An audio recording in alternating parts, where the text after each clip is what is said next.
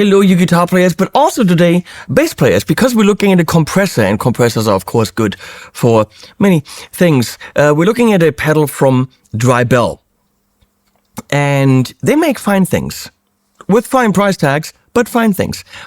And among the finer things also are the more subtle things. So, no, this is not a turn it on and slam everything compressor. This is a thing that definitely gives you more thickness, more longitude, more sustain, a bit of flavor, but similar to the Unit 67. Yeah, 67, I get it. Something 67, the kids say, I don't know. It's the word of the year in the US, and I'm too old to care or know what it means. This is enhancing your tone in a subtle way without imposing itself on it. It also contains a button that makes it the orange squeezer, apparently a very classic compressor from Dan Armstrong, maybe the 70s. I know nothing about it, never played the thing, but that seems to be like, oh my God, orange squeezer, Dan Armstrong compressor. It's in there. Let's take it out of the box.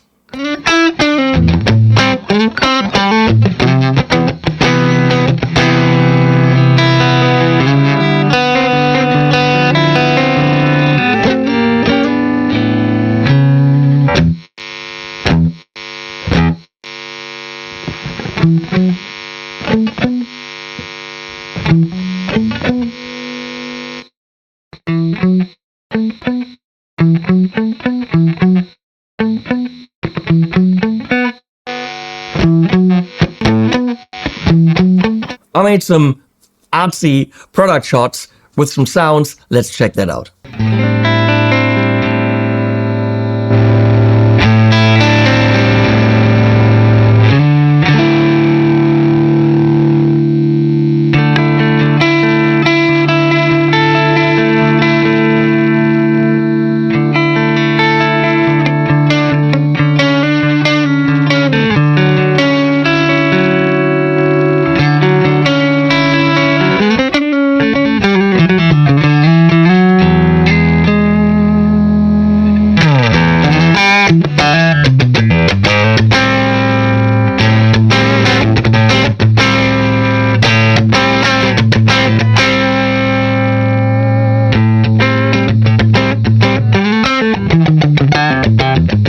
This is what the pedal looks like. And there is the button. What does it say? It says orange, hold for TB. It says hold for TB. Is that tuberculosis? No, that would be TBC. Ah, okay. And when you're setting it to the dot markers, see there are dots, then it is the orange squeeze setting for blend, because the orange squeeze would really just turn it on and off. That's about it.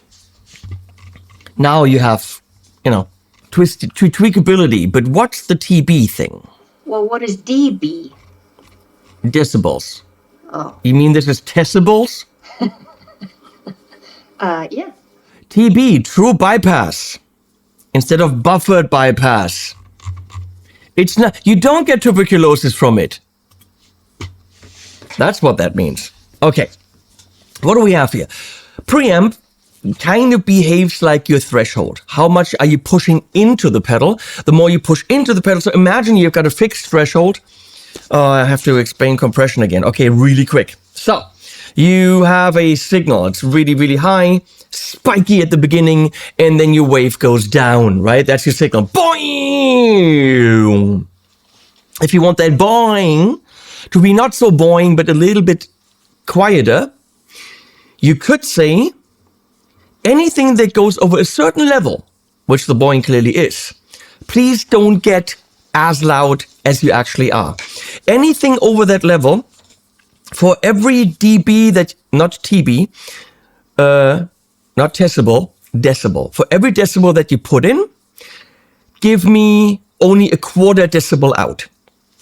That would be a 4-to-1 ratio of compression. It gives you only a quarter of it out when you put a full one in. Every 4 dB will be 1 dB louder. So it's still dynamic, but less so. That way, that boing is tamed, right? And then it goes under the threshold and everything is fine and it really does nothing depending on your attack or release settings. But because you don't have that spike at the beginning anymore, you can now, because it's here, take the whole thing and make it louder. The result will be that your tail over here also comes up. And to the ear, it will be as if you have more sustain. Why? Because all the quiet shit at the end of your signal will be more audible. So it sounds like it's ringing longer when your guitar is doing the same old physics that it did before. Now, you could also have a slower attack. So here, I actually don't know if this is slower or this is it more attack or attack is longer, which means less attack. I don't know. But with less attack, your boing will actually have the same impact, right? Because we're not treating it, because once we go past the threshold, which is, let's say here, but here's my signal. So we go past the threshold, it'll take 10, 20 milliseconds, whatever, to actually do its compression thing. So we're triggering it with our boing, but we're starting to compress here. Where are we? Here. The boing is here. Boing. It triggers it because we're above the threshold. And then it starts to compress here, keeping my tail up.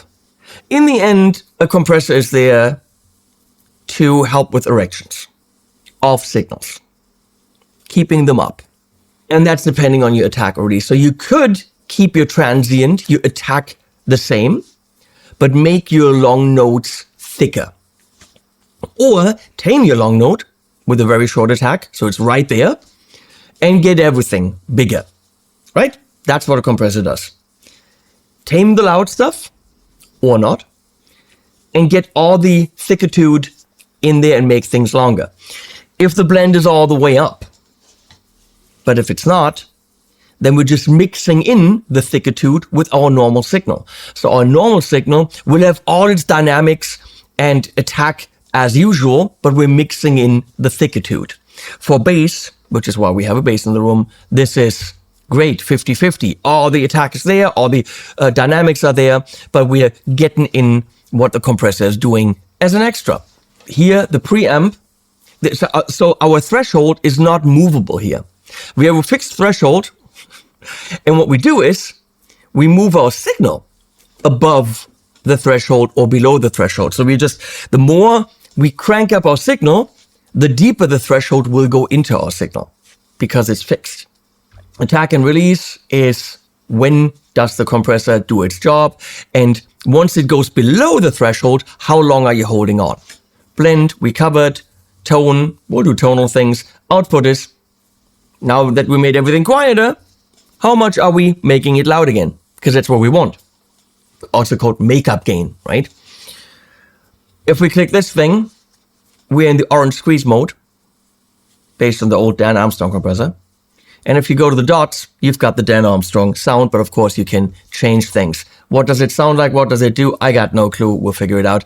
And when you hold that in, you got tuberculosis. That's or true bypass. Either or, I'm not sure which one. So here I got a Shabbat Lion Custom. It's Avi Shabbat's personal guitar that he gifted to me. Love that thing. P90s, just recorded a whole course with it.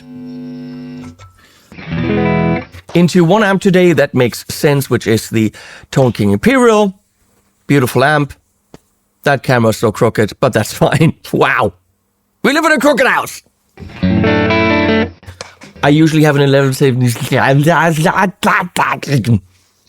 I do. I really do. Trust me. I usually have an... I usually have an 1176 on the aux. I usually have an 1176 on in the post chain on the aux. Obviously, I turned that off. Whew.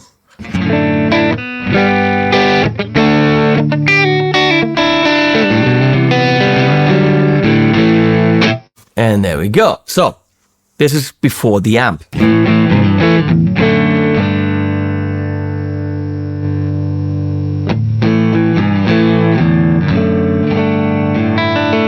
You can hear, subtle. Can you hear the increased noise? That's how much louder it makes the signal. So we can absolutely hear it's doing something, right? Let's not start with the orange mode.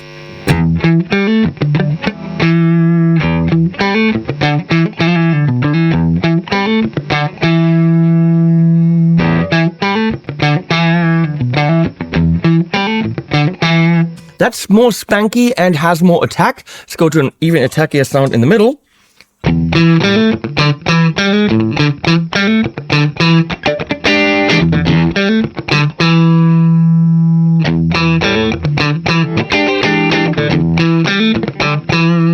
It tames the attack a bit. A little bit less spanky. More squishy.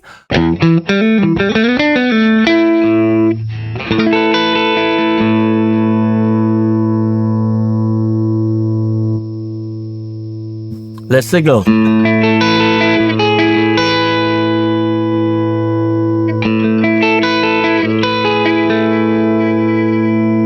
I want more compression, and this of course shows you in green, orange and red how much it's compressing.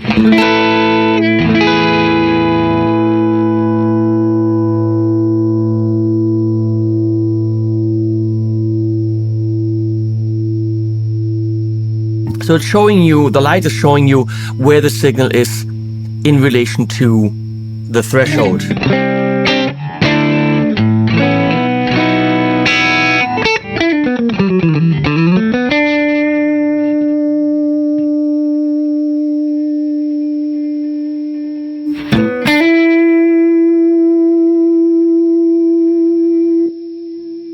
Yep, that's how much thicker and longer the note gets. You're first of all, I don't hear anything. Oh yeah.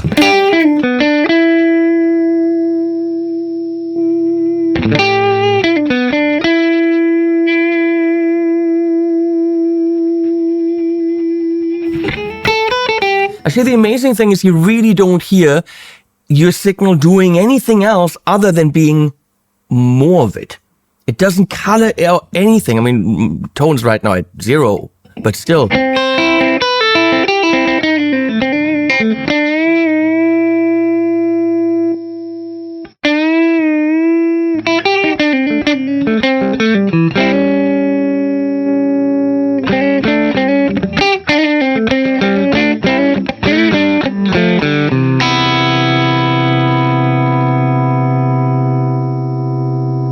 If I go 50-50, I have all my attack there, but still the thickitude.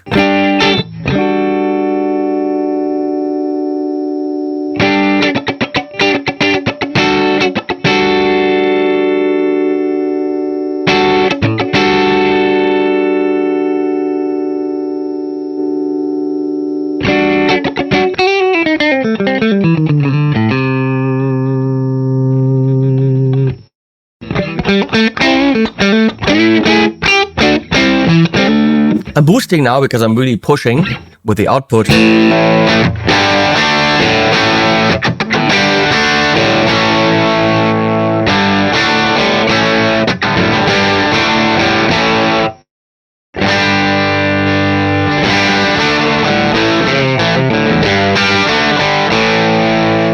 Just like the unit 6-7, something with the kids.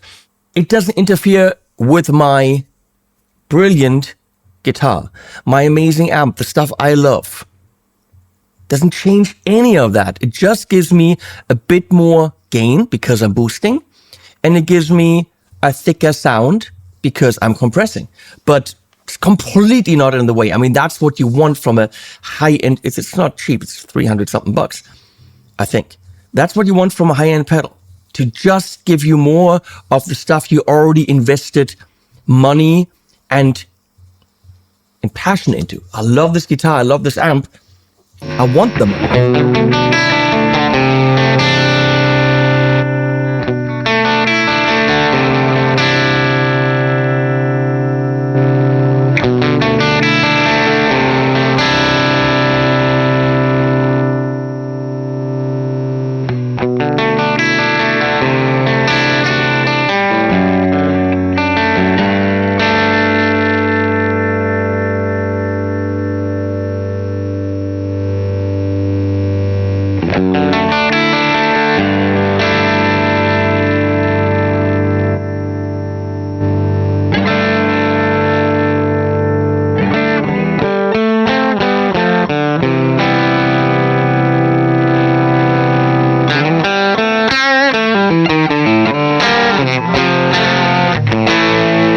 That thins out the bass a bit, which could be good if I'm pushing an amp.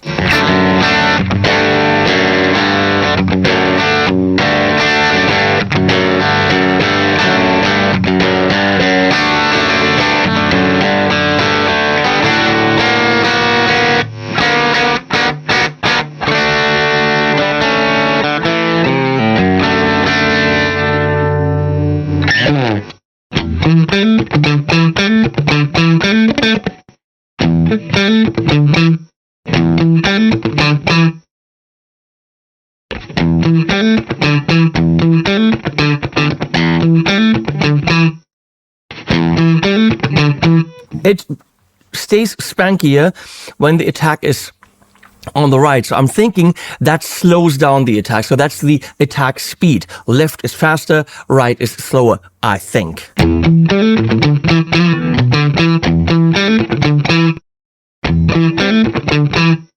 Let's look at the light. I think so, yep. And then release, a slow release.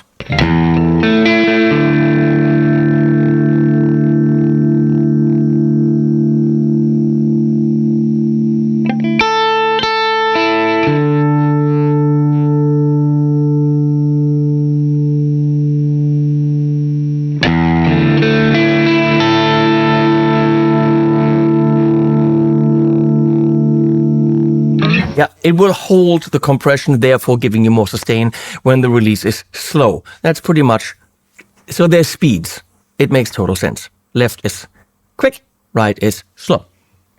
Let's go to the orange squeeze mode. So we're going to set it to the dots here. It's a beautiful little interface tweak. And now we are in the orange squeeze mode, which is what this thing had one switch, right?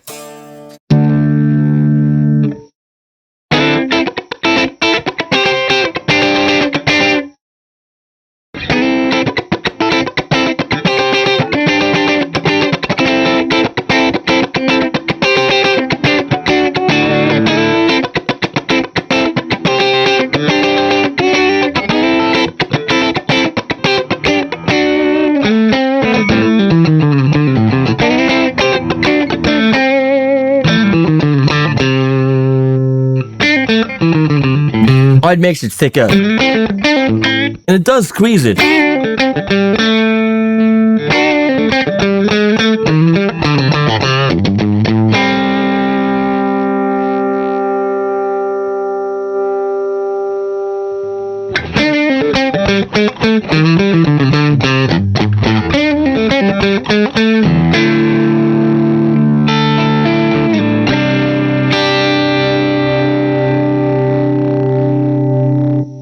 Oh yeah, it squeezes it a lot. Let's try bass. Just got this beautiful Dingwall Nolly.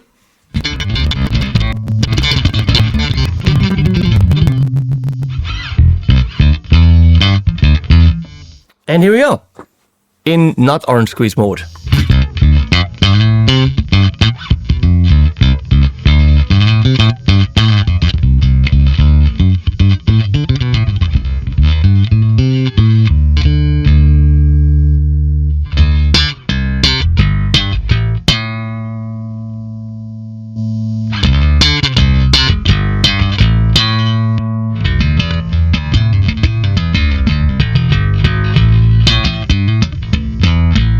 So with a slappity, I want the attack to be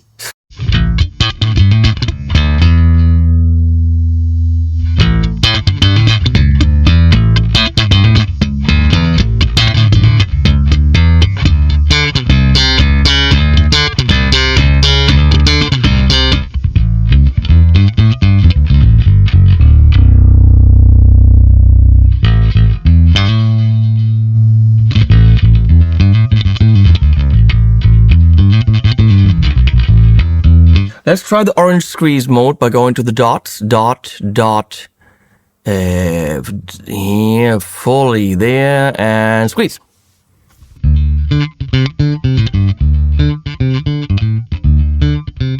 I turn it on too.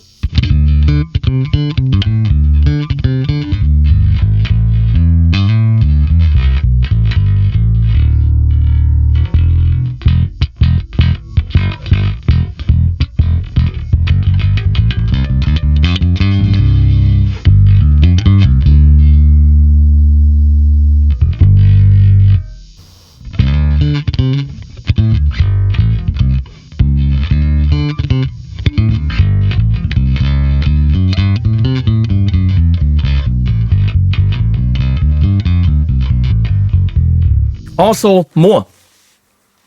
So look, the module 4 from DryBell is a classic compressor from Dan Armstrong that I never knew existed. If you want it, it's a very tweakable compressor with attack and release and the blend. So it works for bass and your funky guitars if you want them. It can add subtle sustain if you want it. And it absolutely never sounds like anything. All it does is compress. Yeah, you can tame it a bit here. You can get a bit more high mids in there or really roll off the low end if you wanted to go into a driving amp, which we didn't do. Hold for expander? Didn't even see that.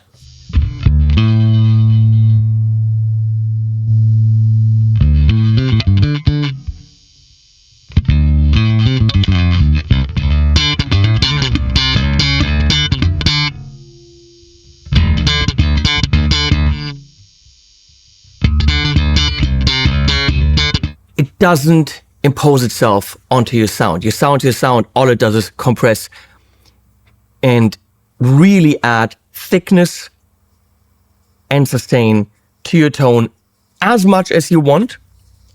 If you want to retain more of your tone, go here. If you want tuberculosis, all you got to do is hold this in. I heard a click, and now we went to tuberculosis mode, which means you're in true bypass. So, even more bypassy than before. Thanks, DryBell, for sending this over and commissioning these videos.